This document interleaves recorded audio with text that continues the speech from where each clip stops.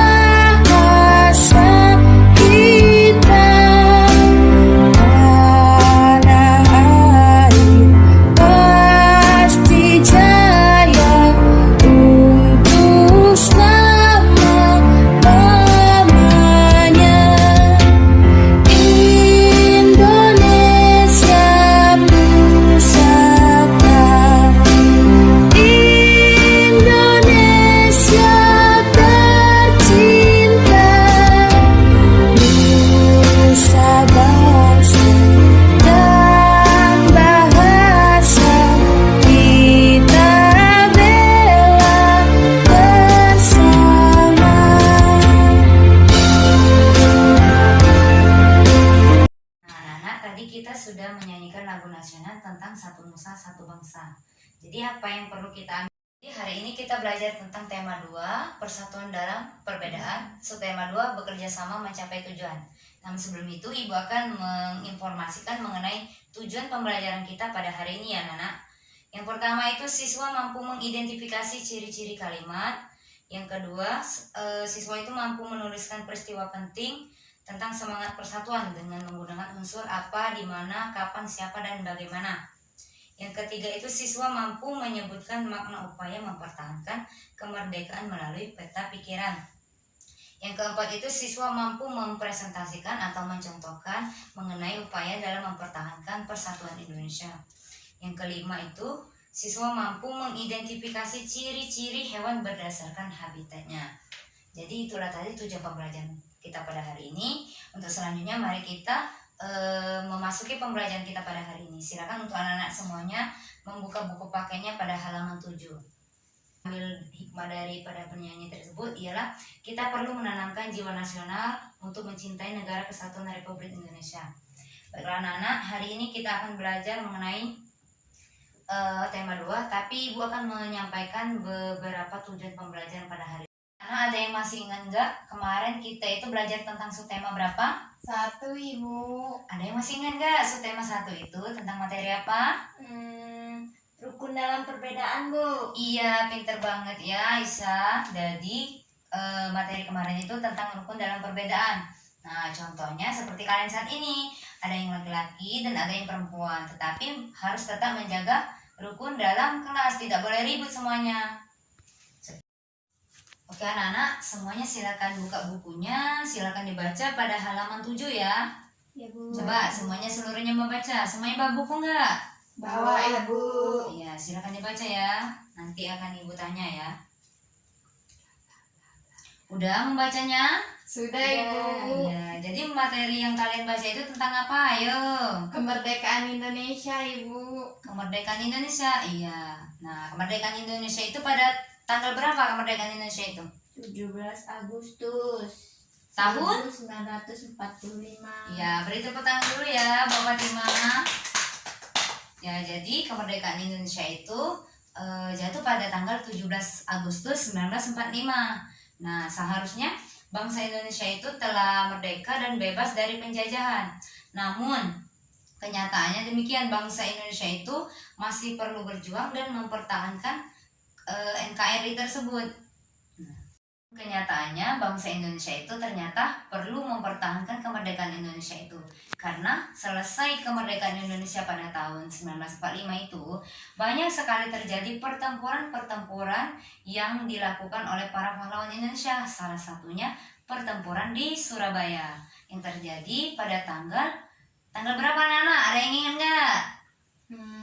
Belum tahu, Ibu. Belum tahu ya. Jadi pada tanggal 25 Oktober 1945 itu terjadi pertempuran di Surabaya. Ya, anak-anak, dalam pertempuran Surabaya pada tanggal 25 Oktober 1945 ini yang disekutuhi oleh Brigadir Jenderal Malabi. Nah, anak-anak, pada saat itu juga Brigadir Jenderal Malabi itu tewas pada pertempuran tersebut.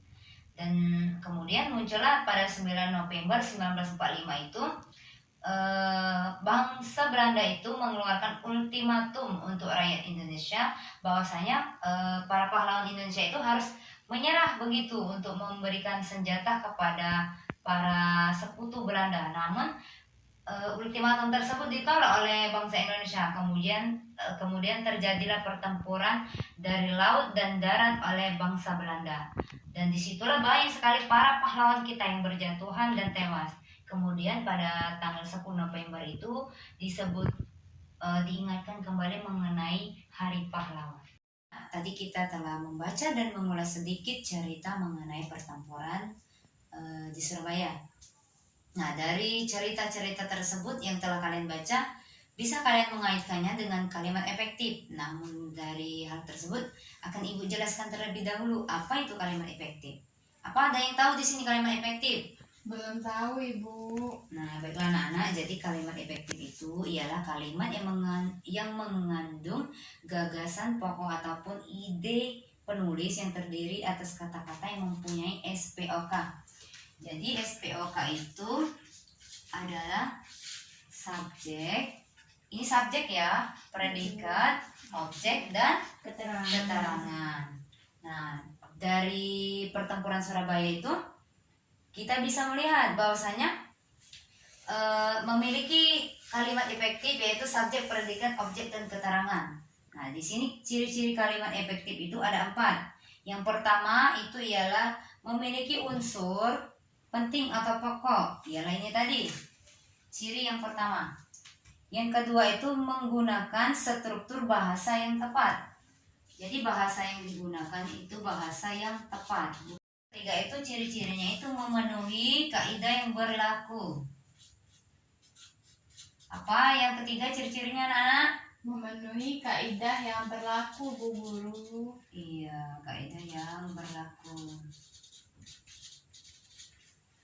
Dan yang keempat itu menggunakan pilihan kata sesuai dengan kebutuhan. Nah, jadi anak-anak di dalam pertempuran Surabaya itu coba kalian lihat di buku kalian halaman 9. Itu ada suatu pertanyaan ya, ada beberapa pertanyaan. yang diawali dengan unsur yang pertama itu unsur apa. Nah, apa yang terjadi setelah kemerdekaan Indonesia? Yaitu pertempuran Surabaya. Nah, Surabaya. Sekarang isi di bukunya ya, pertempuran Surabaya. Iya, Bu. Sudah ditulis anak-anak? Sudah, Bu. Nah, di dalam pertempuran Surabaya itu siapa sekutu yang tewas?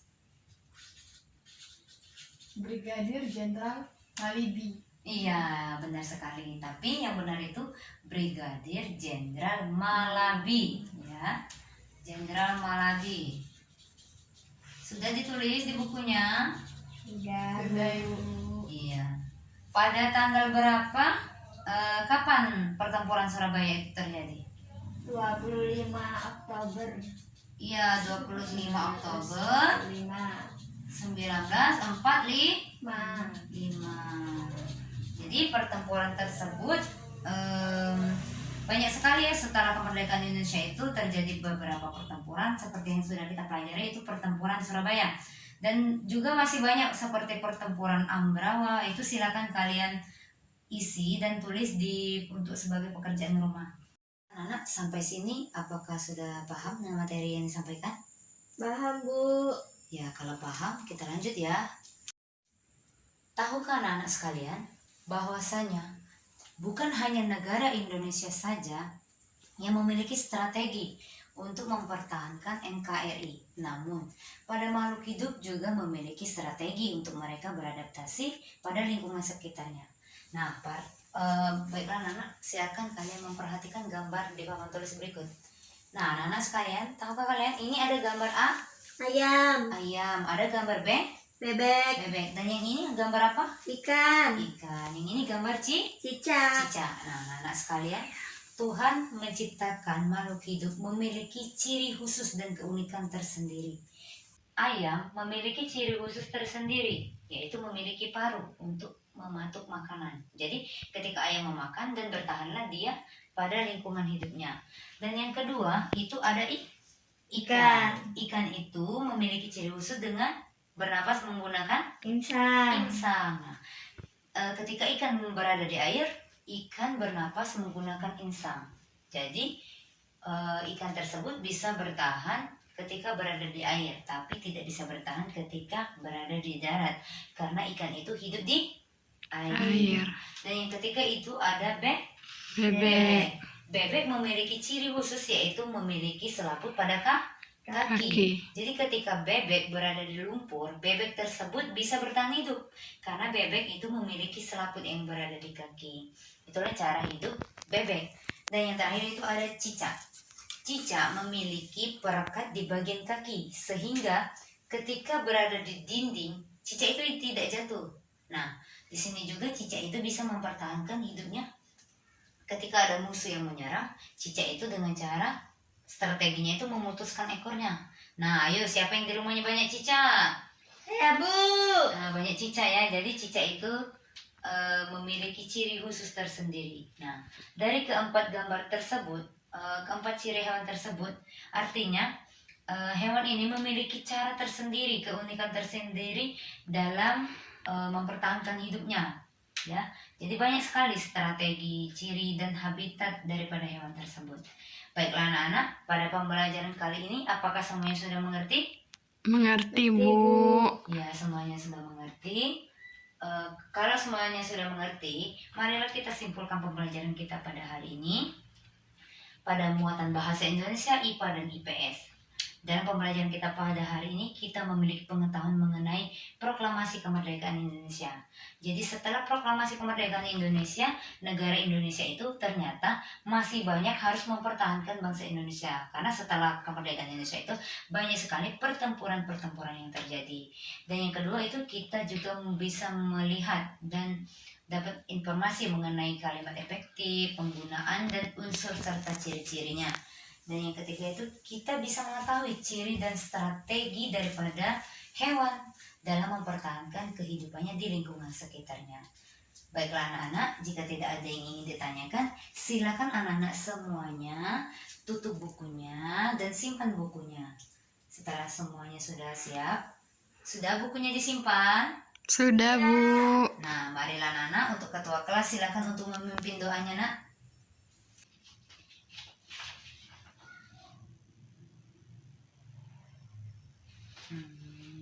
Alhamdulillah pembelajaran kita pada hari ini telah selesai.